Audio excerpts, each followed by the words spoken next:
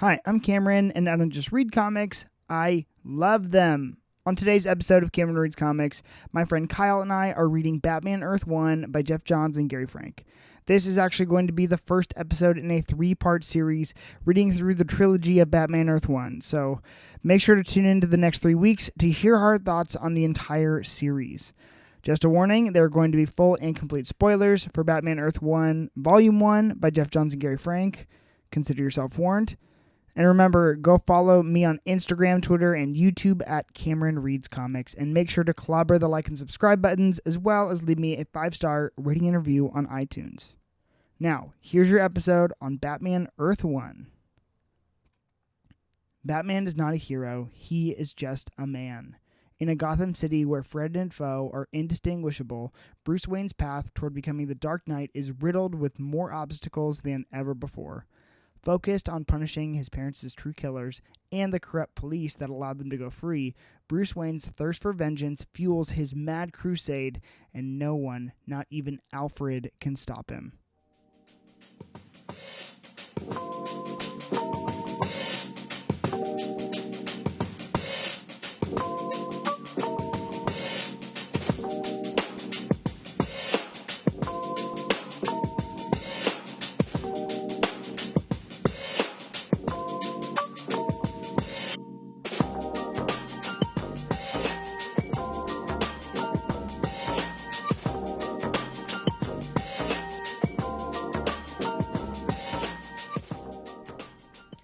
Alrighty, Kyle, and welcome back to Cameron Reads Comics. This is actually the first episode in a series that we're doing. I don't know if that's news to you or not, but no, you asked me when you first asked me to do this. Yeah, I was like, because this, I don't know. Okay, I'm already off the rails. So, Batman Earth 1 is an Elseworld series that has been written by one of my favorite comic book writing teams, like collaborative, I guess, co-writing teams. Geoff Johns and Gary Frank, who have gone on to do amazing work, and I know that you've read their, or at least some of their body of work. So when I'd read Earth 1 a long time ago, when I got back into comics, I read Earth 2 when that first released, which feels like a million years ago. And then when they had the announcement for Earth 1 Volume 3, which is like, they had the announcement a long time ago, but now we're finally at this place where the story is out. I knew that I wanted to read it. So here we are with that, getting ready to celebrate it. And so I was like, let's just do 3 weeks to celebrate the release of Batman Earth 1. And, you know, I think this is like the second Batman story I've ever done on this, because I think when it comes to comic book characters, I'm just like, there's so many Batman stories, I'm never going to run out. So I guess, Kyle, before we even get into this book in particular, what are your thoughts on like Geoff Johns and Gary Frank? What have you read from them? How do you feel about them? So I feel like I've read plenty of Geoff Johns. I would say one of the first things I read from Geoff Johns was his Teen Titans run. Oh, really? Yeah. I was pretty fascinated with the Teen Titans for a while reading comics, like probably for a year or so. They were who I liked reading the most, and so I read a bunch of his run on that. And then, I mean, some things that come to mind are the current Titan series that's coming out on, I guess, was DC Universe and now is HBO Max. Yeah. Same thing. Yeah, in my opinion. And then, honestly, unless you can tell me right now, I books that you've had me read or I've recommended, I can't really think of any other Gary Frank books that I've read. He wrote DC. This is I think their main collaborative series that everyone knows them both for. But Gary Frank has had his footprint on the industry for like years and years and years. He's probably been in the industry for like 30 years. Yeah, his art is very recognizable, and I feel like I've definitely read something with him drawing for it, but nothing really comes to mind. So Doomsday Clock was Geoff Johns and Gary Frank. Yeah. I haven't even read that, so we might read that eventually, but I have never read that. Gary Frank did that. He did obviously all the Batman Earth ones. The New 52 Shazam story, the reboot. Oh yeah. If you read that, that's Gary Frank's art. But then he also did like a very, very, very long run on the Hulk with Peter David. I can't imagine you've read that. I haven't read that, but now the omnibus has been resolicited. So Was that his only thing with Peter David? Or did he do the art for Aquaman? Supergirl. Supergirl. They did a Supergirl series together. Who did the art for Aquaman? With Peter David? Yeah. I couldn't tell you off the top of my head. Oh, dude. But I love that series, and that artist is amazing, and they deserve all the praise. I'm going to look it up now. But Sorry to put you on the spot. No, it's okay. I should have known if I was going to bring up Peter David. He's holding you accountable. Yeah, no, he's... And you know what? Fun fact now that we're talking about it, I met Peter David, and he's the nicest man. And honestly, when we're thinking about writers, that's a great writer. I'm just rambling right now so we can find out who the artist is, but it doesn't say. That is awesome. Great. He worked with a lot of artists. Oh my goodness. Book 1. Okay, we're gonna. You know what? I also read Geoff Johns did Green Lantern. Yeah, no, I was like, time, right? for Geoff Johns, you and I, his Yeah. Aquaman run. Yeah. I love his Green Lantern stuff. I probably read 2/3 of it. His Aquaman, though, is the thing that did it for me, though. He did Justice League for a long time, but I don't think Gary Frank did that with him until. Right. But they're just collaborators. They currently have a book out right now through Image Comics called Geiger. It's real popular. So. It's okay. I think it's about 2 issues in. We talked about it actually 2 weeks ago on the Cam Reads Comics podcast. Me and my friend Ryan. Go listen to it. You know Ryan? It's Ryan from the comic shop. Yeah, I just saw him today. Great guy. See, guys, friends take friends to the comic shop so that they can become friends with the comic shop workers. That's right. Full circle. Alrighty. So now I need to apologize too on behalf of myself to the audience. Kyle and I were trying to get this episode recorded and planned. It's probably been like 6 weeks of just trying to coordinate this, but we are both in crazy life stages right now. So we couldn't get it together. And so I probably read this book 3 weeks ago. And so I'm not as fresh as I could be for this. So whether or not this episode goes amazing, I guarantee you, my fans and my friends, we will be dialed for episode number 2. That's right. Hopefully. Okay, be cool. Be cool, Kyle. Be cool on the mic. I read this over a week ago too, so we might be in this together. You know, it's great. It's a good story. Okay, so let's just dive in. What are your thoughts on Batman Earth 1? How did you like the take? You know, it's so different from all of the traditional Batman runs that either I've read on my own or that you've recommended to me, and you know, it gets pretty repetitive seeing the same origin story of Bruce Wayne and Alfred. And so I get kind of bored by it a lot of the times, and it was really refreshing to see like a really different take. You know, like the same basic stuff happens, like his parents die. His parents die. Yeah, like that stays the same. I like that consistency, but oh wow, you're messed up. Hey, you know what? Whatever. That's so funny. And you're like Martha. Shoot, I just admitted I like murder in comics. That's brutal. I'm not gonna tell anyone. Cool. Fans don't either.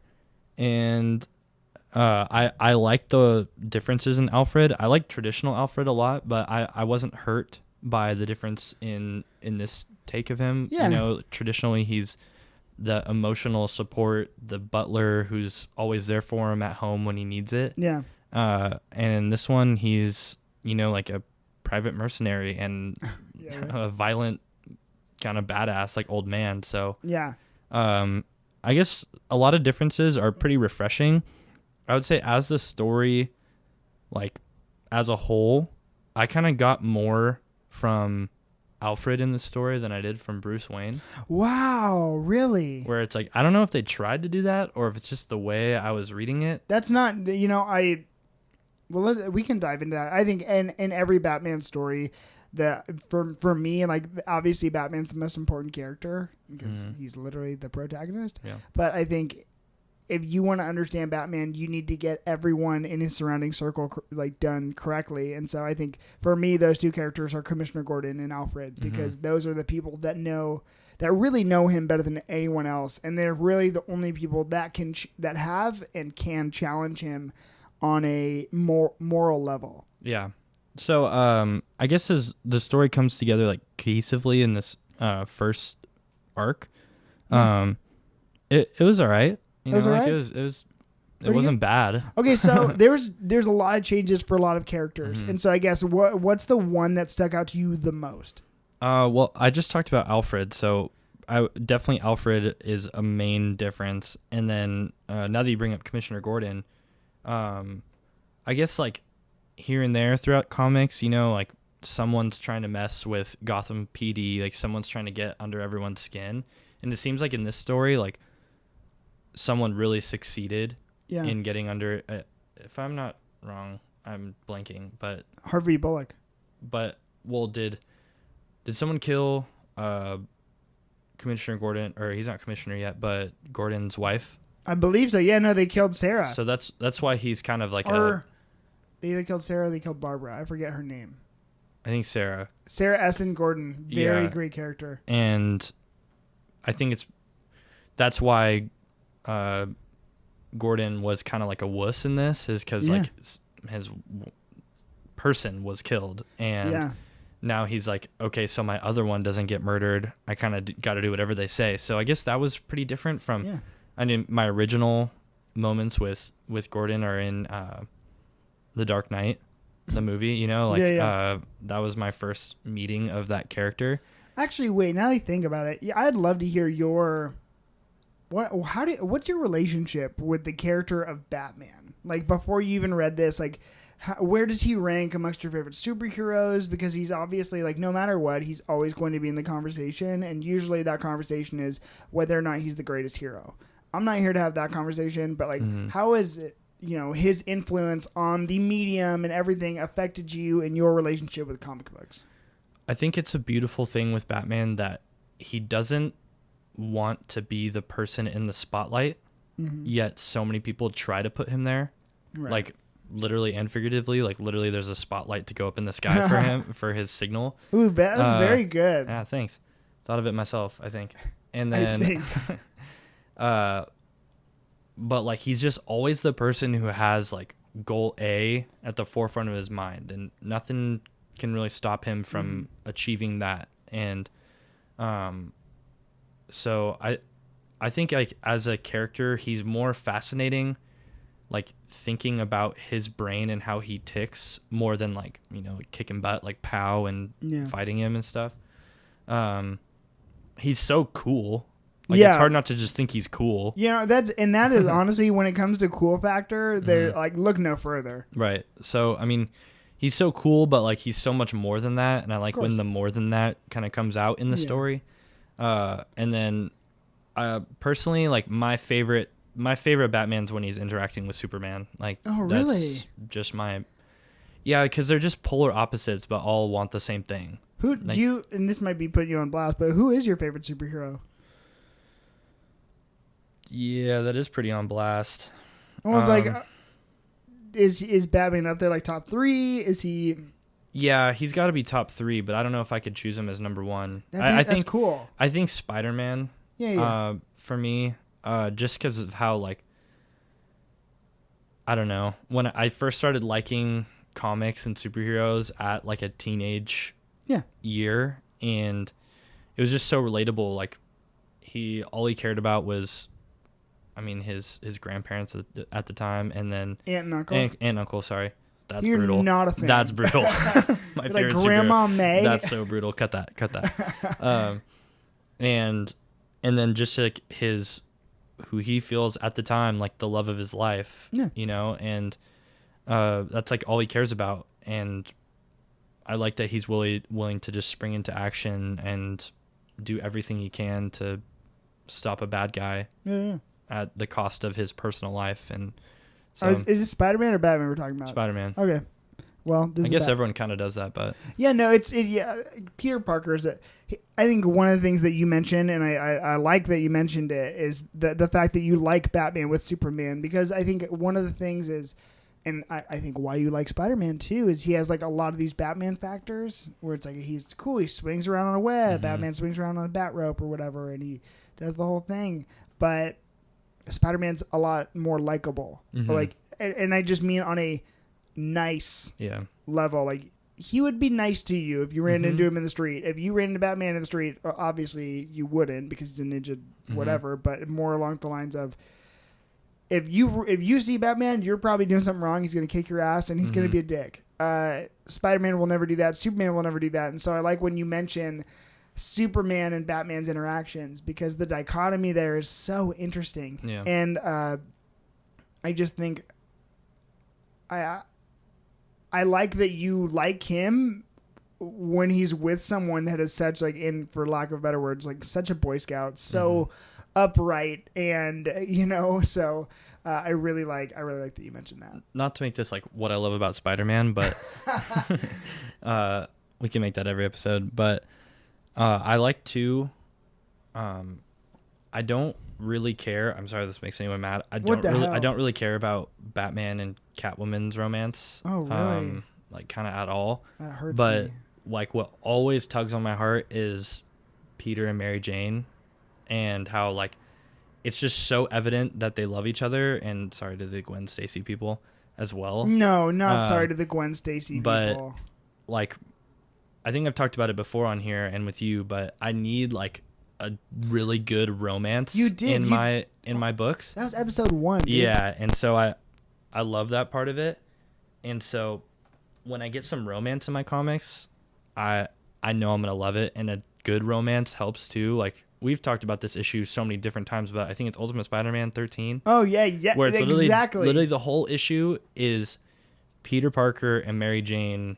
It's their issue, and he's telling her who he is and what he is, and literally you don't even see Spider-Man in the issue. It's just Peter, and it's one of the most beautiful things ever. It's a beautiful Go issue. read it. And you could never have that in a Batman story. Correct. And I think I see where you're coming from with that, and so that's so interesting. Anyway, back to Batman. Going back to I was like, I realized this is a terrible order. I told you guys I'm all over the place. I apologized on behalf already of everything going on, but going back now into the story, how many Elseworlds have you read?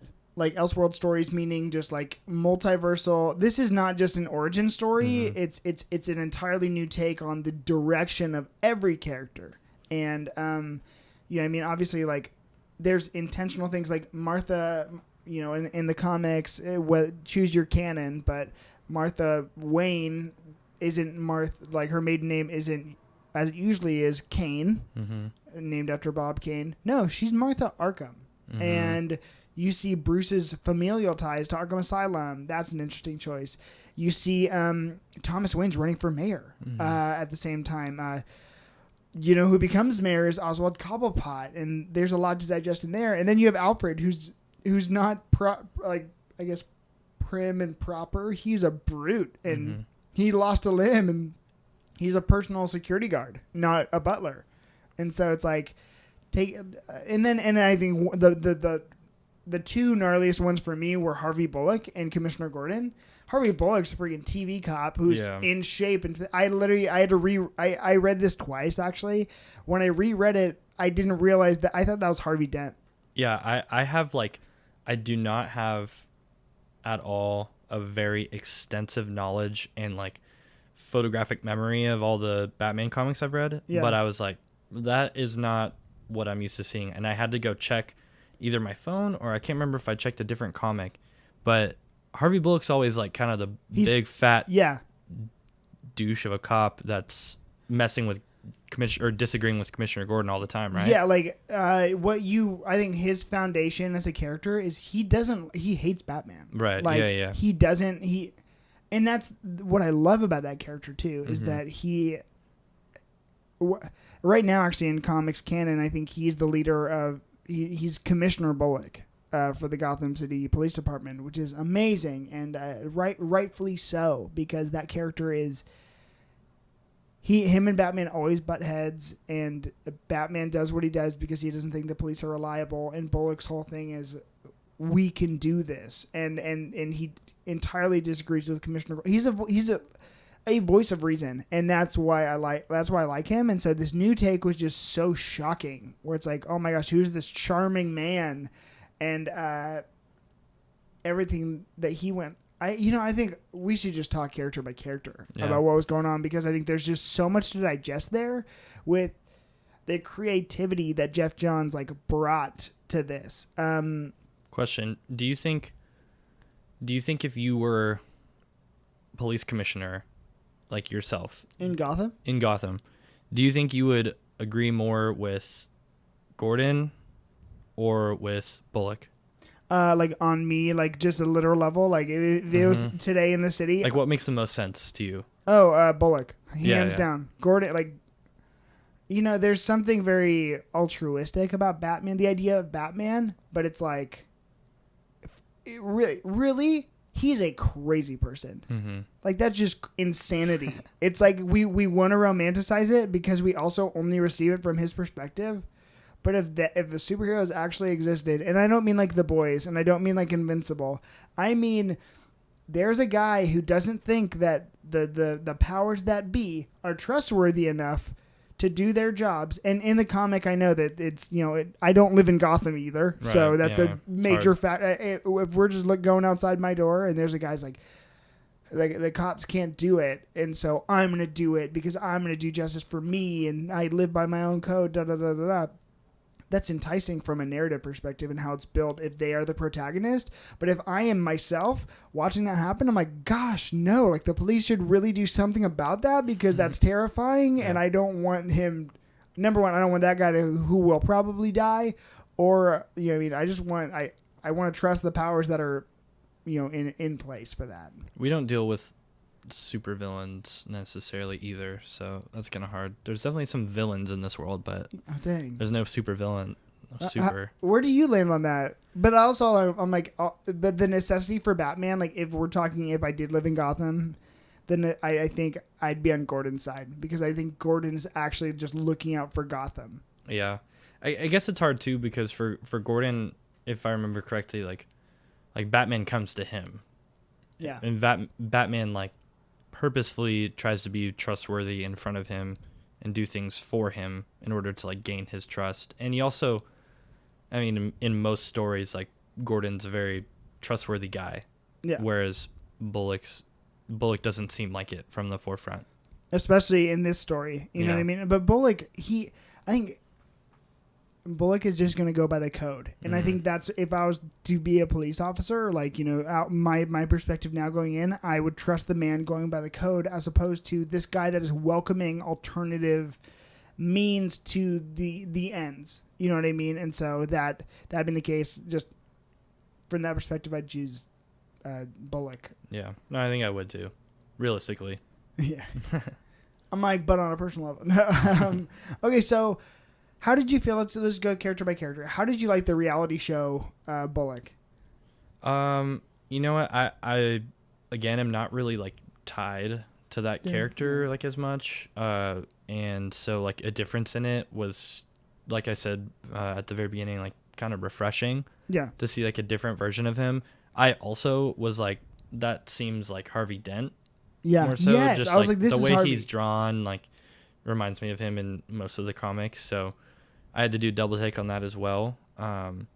But I guess the story like really shined more of a spotlight on that character than I'm used to seeing. Yeah. Like he usually will get like a couple words in when it shows the whole Gotham PD out on a call or at the office or something. But in this one, he's kind of like a central character throughout most of the arc. So I'd say I like it. Yeah. Oh no, now on to the next. How do we feel about Gordon?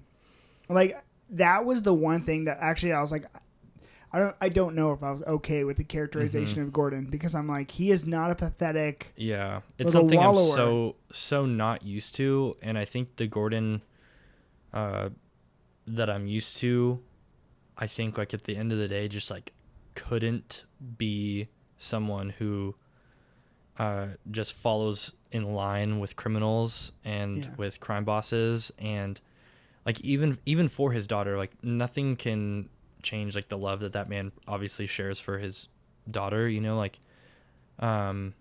so I guess the Gordon I like just wouldn't do that and would find some sort of way to, even though he is somewhat on the forefront doing these things, like he's also at the same time working with Batman to try to find a way out of it. Yeah. Like that's what would make more sense to me.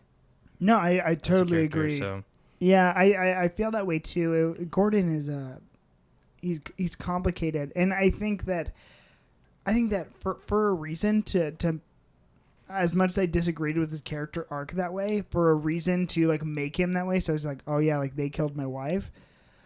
Yeah, I would be a hollow shell of a man too. Absolutely. You know what I mean? And so I'm like, I give him a pass for that. Absolutely. For the believability, and also I just think it does make the story more compelling.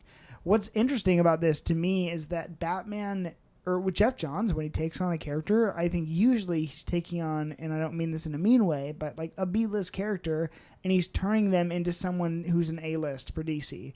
And so it's a unique experience to see him take on the most A-list character in DC's arsenal and see what he does and how he plays with those toys. And so I think this story makes it that much more compelling for me. We talked about Alfred. We talked about Gordon. Let's talk about Bruce. Okay. I think one of the biggest things, the opening of the book is Batman chasing a criminal through a thing, Mm-hmm. and it's kind of a scene that we've seen a million times before. He pulls out his grapnel and he's about to go follow this guy to another. From one building to another? His grapnel breaks, and so he tries to make the jump to the building that we've seen him make a million times. And he doesn't make it, and he freaking falls very dramatically from, let's say, a 3-4 story building onto the ground, and he's just the most pathetic loser you've ever seen. How did you feel about the incompetence of Batman in this story? I loved it. I loved it. It's so, like, seeing this, I didn't realize that I needed to see this from Bruce Wayne. Yeah.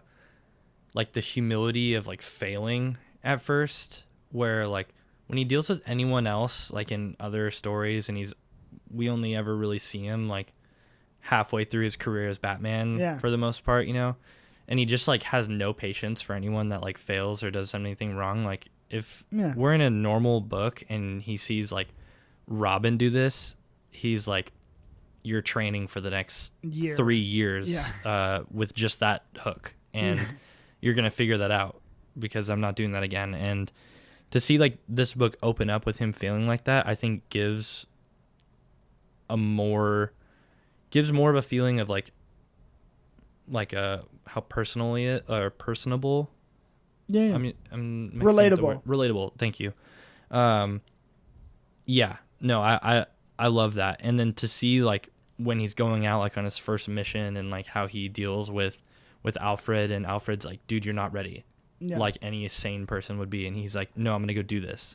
Where I think that makes sense for Bruce Wayne after seeing that's also one of my favorite panels in the book is them arriving on the scene of his parents' death. Yeah. And the way that Gary Franks draws him in it, it's just like, oh, Gary Franks. That's exactly how any child would feel after watching their parents get murdered, like just devastated and can barely think. Yeah, like literally just catatonic almost. Yeah, and so I think this book made Batman more relatable to me, at least. Like I think you're right on a different level. I think Geoff Johns emphasizes these things that we overlook in characters that we love, and that's what makes them more approachable or whatever it be to us. And I think he most successfully did that with Green Lantern. He brought back Barry Allen, but he also did that with Superman in a way that was really cool. But Geoff Johns and Gary Frank did Superman's Secret Origin. I don't know if you ever read that, but I haven't. It's amazing. But I think the things that he emphasizes in characters are things that we overlook, and like they remind us why we love them. And so I see that, and I'm like, oh my gosh, this Batman story. I think you're right. Like it was just amazing to see Batman. Like we always see the overemphasized perfection and godliness of Batman, and I don't mean godliness in a religious way. I just mean like because he doesn't have powers, he has to be perfect and everything else to be able to hold a candle to Superman or the other members of the Justice League. In this one, it's just like, which I like that, and I assume in this world, I don't know if book 2 or 3 will end up going and seeing that, but I like that he gets to that point, you know, where he gets there. But I also know that he couldn't have started out like that. I know in a lot of other origins, like when he's gone from Gotham, he trains with like Ra's al Ghul, and that's where he becomes a perfectionist and great at every little thing that he does, with a bunch of trained assassins on a mountain. But in this one, seeing like such a realistic portrayal of just a guy from Gotham wanting to make that place not horrible. No, I loved it. No, and I think that's the most unique part of the take, is that he doesn't lean into the perfection. He leans into the humanity, which is what makes Batman so special and I think so approachable at the end of the day. Which is, it's unfortunately so unique. You know what I mean? And so I think though, watching in the same way that Commissioner Gordon was like going through his thing, I think it was a hard pill to swallow. Mm-hmm. Like watching Bruce just be so bad, and it's like, oh my gosh, there's like no redemption. But then I think it also gives us a lens into pretty much a lens into Batman being like, you know, Batman is a crazy person and his mission is crazy, but he's also like so justified when you in this origin, especially when you like dive into it. You know what I actually think though is I think this book is going to be what Robert Pattinson's Batman is based on. I think that's what the new one's going to be based on. Yeah. I don't know. Have you ever question? I think we've talked about it years ago because I just watched it because of the name. But did you ever watch Gotham? Yeah. That's all I have to say about it. I didn't love it either, but I think for sure there's a bunch of similarities in here than there is in that show. Oh yeah, this Alfred is Gotham's Alfred. Yeah. Like hands down. And there's a lot of comparisons, but I don't know. I think that show just had a hard time. We don't have to talk about it for more than 60 seconds, but that I did think about that when I was reading this. You know, I want everyone to like their own thing, and I think the first season was good, and then I think after that I was kind of like, okay, what just happened? I did the same thing. I fell off pretty quick, but I just want, I'm really looking forward to the Gotham Central show, because that's going to be based on solely the Gotham City Police Department, which is what I want. So I'm like, just give Commissioner Gordon his own show. Anyways, because you can. He deserves it. Have you read, did I ever give you Gotham Central to read? No. Oh my gosh, Kyle. That is, that would be a very special episode of Cameron Reads Comics, because that is, and I don't say this lightly, that is one of the all-time greatest DC Comics series, like hands down, above and beyond. It's amazing. It's perfect. All right, we'll do it then. No pressure to read it now. So how did you feel about Bruce, the way that, I guess, Bruce was taking on his parents' death in the way that he was pursuing his pursuit of being Batman? Did you find him likable at all? Because I didn't.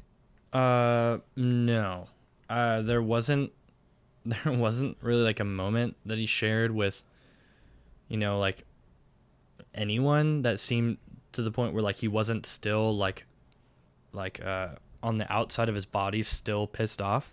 Yeah. Where it's like, I get dealing with tragedy that I haven't experienced or that most people haven't experienced. Yeah. So I don't know what it's like to see your parents get murdered, but I assume just years and years and years later, there still could be like that one person that you can be around and not be a complete jerk and not freak out on at any given moment. So no, I wouldn't want to be around him at that time. Yeah, no, I was like, sometimes I'm like, you're just being you're going a little too far, man. But I think that's the point too, with a character like Batman, and I think that's what Geoff Johns was trying to reveal to the audience is like, how's this? I don't think anyone should aspire to be Batman. You know what I mean? That's not the goal. okay, we haven't even talked about the villain of the story yet. And there's a couple of them, but I think most notoriously, for me, the biggest, and I think this is also why I'm thinking it's going to be Batman, the movie, is going to be based on this. Oswald Cobblepot. We have, I realized too, I think I love the Penguin as a villain, but I could not tell you my top 3 Penguin stories. And he was in this one, so I guess my first question would be, how did you feel about his character arc and the way that his, I guess, origin of becoming mayor tied into Bruce's parents' death? I'm a big fan of the Penguin. I'm a big fan of Cobblepot. He's like super creepy. Yeah. And a lot of the times his ascension to power just makes no sense to me. But yet he has so many people under him, and I think that's like the beauty of that, of him as a villain, is like he obviously like swindled his way all the way up to the top, and he has all these people that are so willing to kill and die for him, and so I guess the connection all the way back to his parents' death, I appreciate it more than it just being some random guy. Yeah, you know.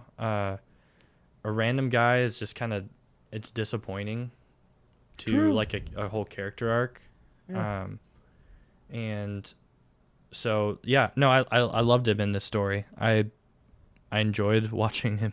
Spoilers, but enjoyed watching him die. Oh, I want to talk about that. It's not spoilers. We can go full spoilers in this whole story. I just think that I realized, I'm like, because, and you and I have talked about this on the podcast. I just think I'm just like, let's just shelve Joker for a while. Yes, I was waiting for you to say that. And I didn't need to, because he's not in this story, and I'm actually so glad, because I'm like, wow, give me a really good Penguin story. I'd love to see it. I really like Penguin, because I think what he does I think the potential for that character is something I haven't seen it quite reached yet. And as you were talking, I was just thinking, how come Penguin isn't the Kingpin of Gotham? You know what I mean? He has that potential, and he still has not gone after it. And so I'm just like, what? I'm waiting for that story, and I'm like, yes, he's not Kingpin because Batman is a thing. And I'm like, yes, I get that, but I think if we can get someone that wealthy and powerful to be on the outskirts and be that character, I'd be really satisfied. I don't like when like the Riddler and the Penguin are portrayed as like these other like dwindleless villains like on the side that are just like jokes in stories that are just like quick, taken care of in a matter of seconds or panels, because like Joker will be the main overarching villain, and then he's somehow is leading them and like has the power over them. Where no, I agree.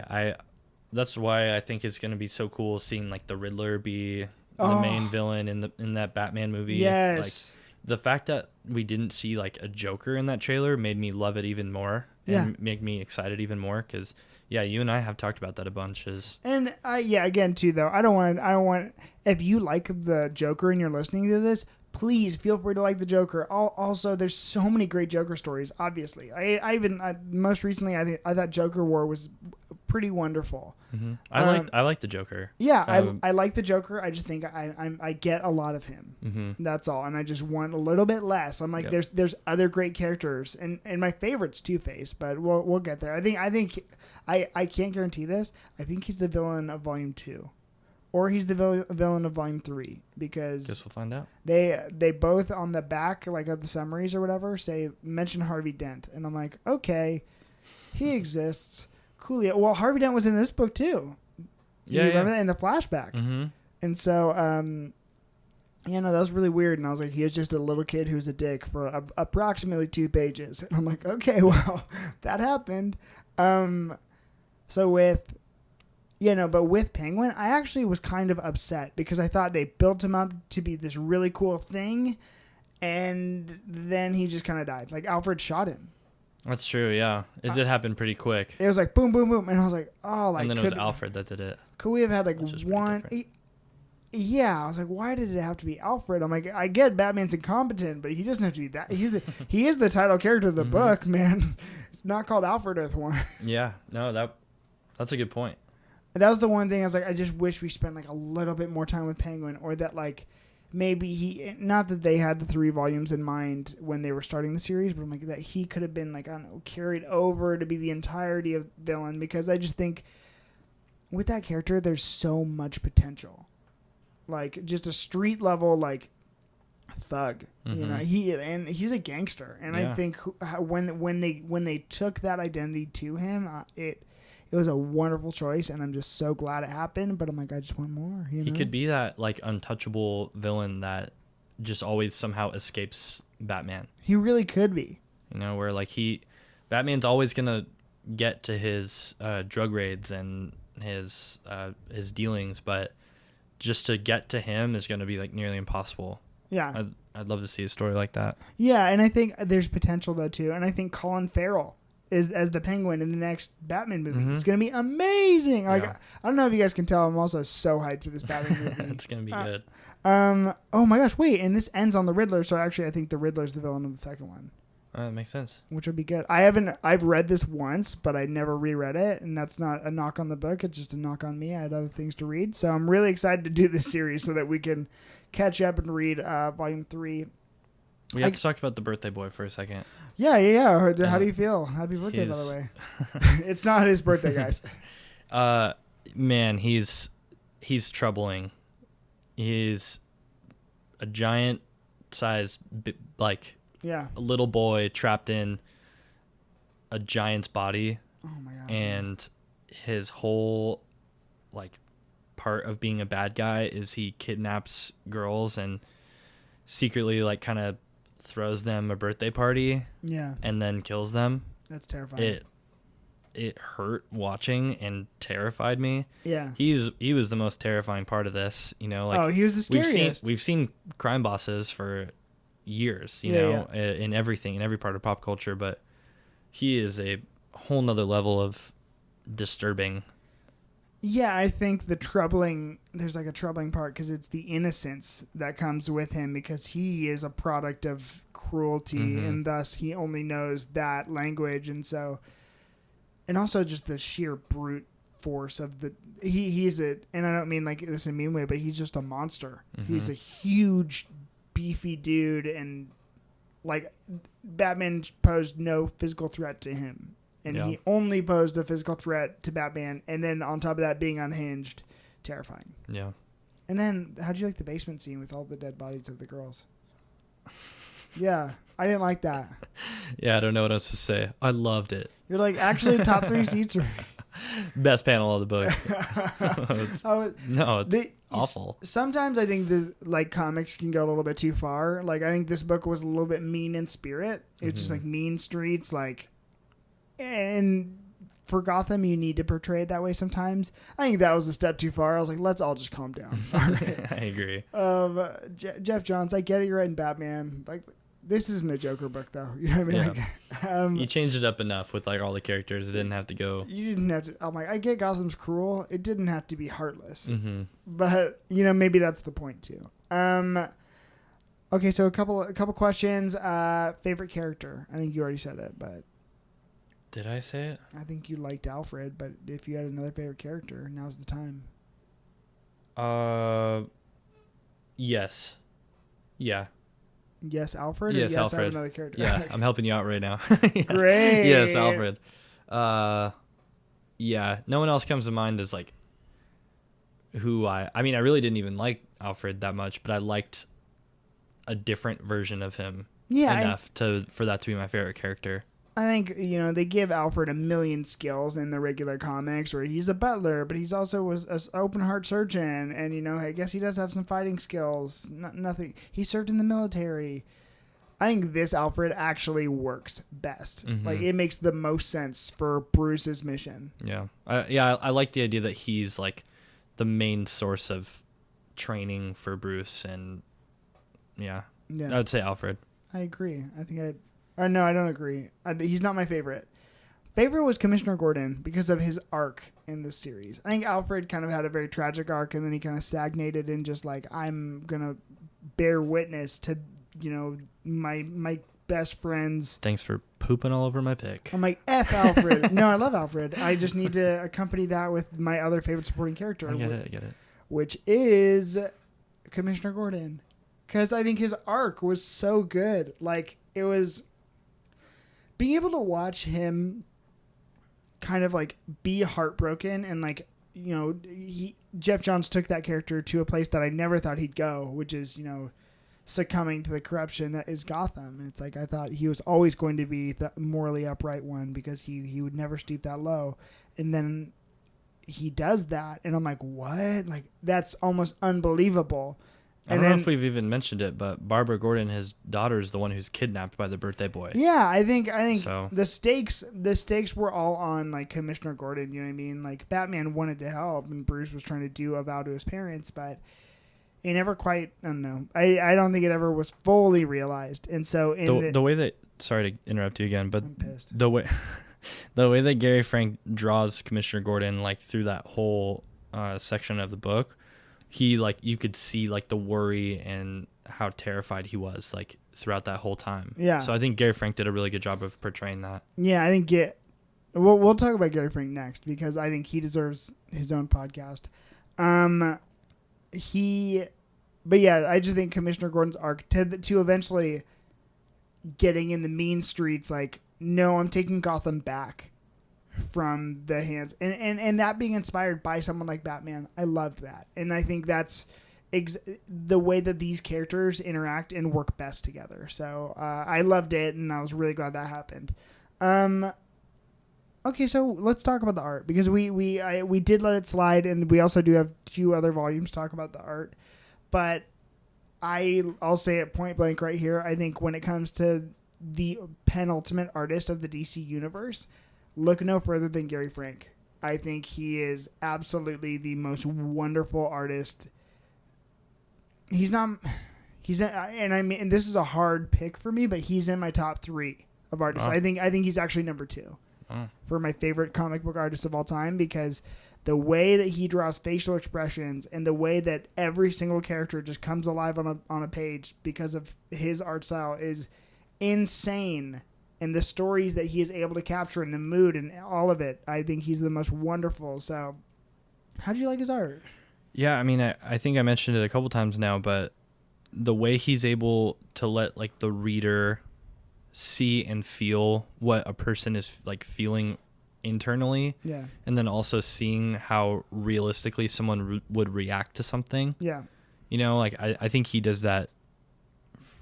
And I mean, in the few comics that I've read, like, he does that better than anyone I've seen. Yeah. And I think the way that he draws Batman is pretty incredible. Yeah.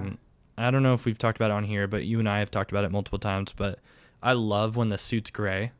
Oh, yeah. Same here. I love when it's like a lighter gray rather than like big black armor and dark. And are you thinking like Ben Affleck suit? Gray? Yeah. So to see this in this book and, like, I don't know, the way that he draws, like, Batman's, like, body movements, I think is amazing. So, I think was one of the coolest parts that is intentional in this series is that Batman, specifically in Earth 1, Batman doesn't have the white eyelids. Mm-hmm. They intentionally made the suit so you could see his eyes. Right. And I just think that is so cool, and I don't think any other artist could have captured it as well as Gary Frank could. The white eyes kind of don't make sense to me. It's cool. I get it. I like the white eyes. I mean, I like it too, but I just don't get it. It's like, I don't think, Kyle, let's just not. If there's one Is it hill, like Spider-Man's eyes? Like, yeah, exactly. If there's one hill not to die on, it's that one. Yeah, so I just get be cool. Oh my gosh. Do you also like the question? We've talked about it before, but do you like the really tall ears of the Batman suit, or does it matter to you? Or it depends. Like, I don't know. It's really tough. That's really tough. I don't like them super short. Like, I thought Ben Affleck's ears were way too short. I liked Christian Bale's cowl the most, I think, in the Dark Knight Returns, or Dark Knight Rises one. I like that cowl for like real life, but then the Justice League Batman in the animated series, like the Justice League animated series Batman, that's my absolute favorite Batman look. And the ears are taller, and I think they work better. So, his cape looks so good in that too.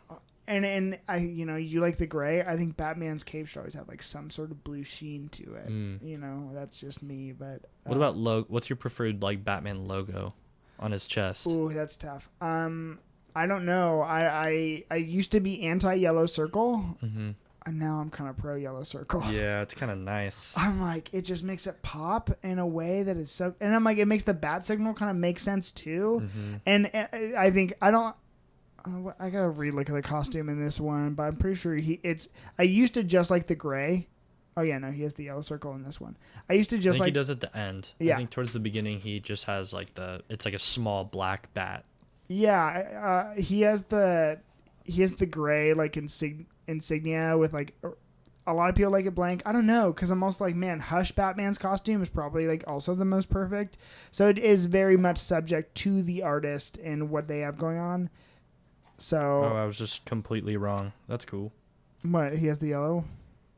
I think Dude, I could have sworn when he when he with the first page, like when he falls off the building, eats it, he doesn't have the yellow, right? No. Okay. You're right. Cool. Yeah, but this suit and the cool part about the series too, this suit keeps leveling up, and it just gets, at least in the newest volume, I really, really, really like it. But yeah, I think these guys are great. I think a lot of my Batman suit preferences is just subject to the artist who's doing it, Yeah, so okay, Kyle, we're just gonna wind it down now. We've been doing this for a while, so last question: what would you rate this story out of 10? I'd give this a swift 7.5. A 7.5. Okay, that's a good scale. Yeah. That's a good rating. 7.5 is really good. I don't know, but where did it fall short, and where do you think it picked up for you? I think the art and the big like refresher of like differences that this gave me were amazing, and that's what brought it all the way up to a 7.5, And then for me, I think where it didn't reach a 10 was Bruce. Yeah, where Batman's not my favorite character in the Batman book. I don't know if that should be the thing.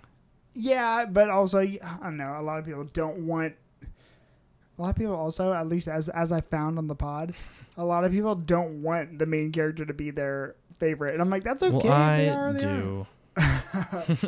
I like called dibs. I'm like, always like, Alfred's my favorite.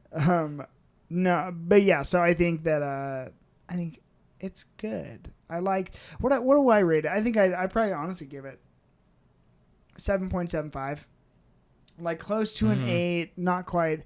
I really wish I got to see more Penguin, and I loved the look of Penguin and other stuff going on. But there's also like a lot of potential in this series, and there's a lot of redeeming factors. And I really liked. I didn't remember how much I liked Geoff Johns' take, or maybe I've changed and grown into it a little bit more. When you can do something with a character that's had as many takes as Batman, I think to do something new and still make it work is a feat. So I think that's one of the strengths of this book. But yeah, 7.75 out of 10. I've read this. To part 2. Yeah, I've read this like 3 or 4 times now, so I'm like, okay, like I get it. I'm excited for part 2, and especially part 3, because there's not a lot of comics on this podcast that I haven't read. So you and I are gonna be. This gonna be a first time read, so you'll be able to get my take. Alrighty, Kyle. Well, thanks so much. We will see you next week. We're going to be so excited to see you. If you're listening, make sure to go leave us a 5-star rating and review on iTunes. You can go follow me on Instagram, Twitter, and yeah, I'm pretty sure that's it. And YouTube at Cam Reads Comics. And if you're listening on YouTube, make sure to clobber those like and subscribe buttons. We will see you later. Bye.